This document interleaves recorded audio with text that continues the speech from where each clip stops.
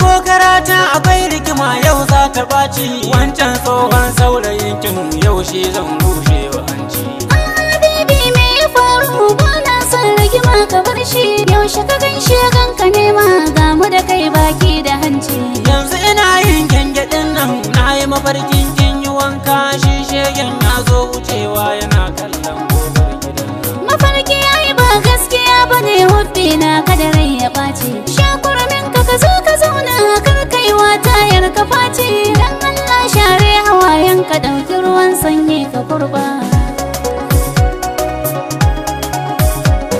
Salamatu kore na ya ɓaci kina tausa ni cikin basira. Zaman mu da ke zama na kauna kamar dai Bello da shi da Nera. Ko laifi muka yi wa juna ba mai ji mu za mu gyara. Duk wanda ya ce in ƙara aure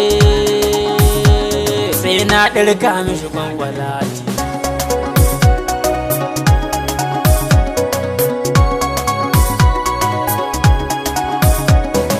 Kai bari ma in so kano kyau da kwalli duk mata su dare. Ba na son kowa ta rabe ka wacce ta fara ma ta sare. Kar kuma in biya kwalliyarki ina daga shinkafa ta kare. Ƙara ki ɗauko min jakata tun kafin rana ta fari.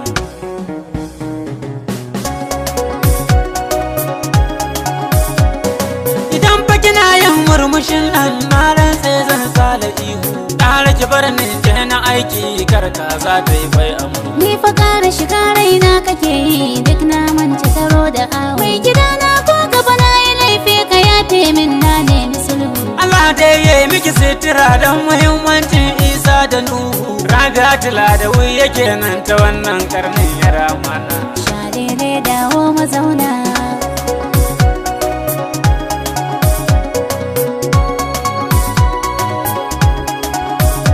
Mai gida don Allah a ce jakar mana ba na son ka fice ka bar ni. Karancin ma tsoro yake ba da rannan ma yara zane ni.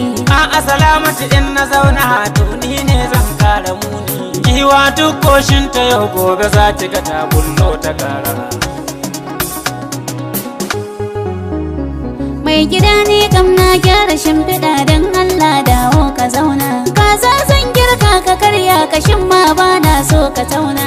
Dan Allah wace addu'a za na yi miki in na je Madina. Kin san can ne tun abin da ka roka Allah za ya amsa.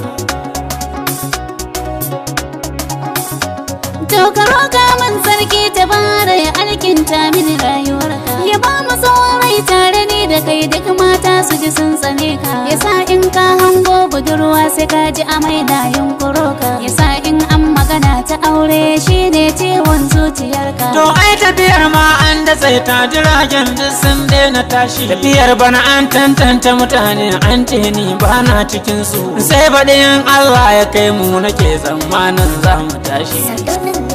Na gode.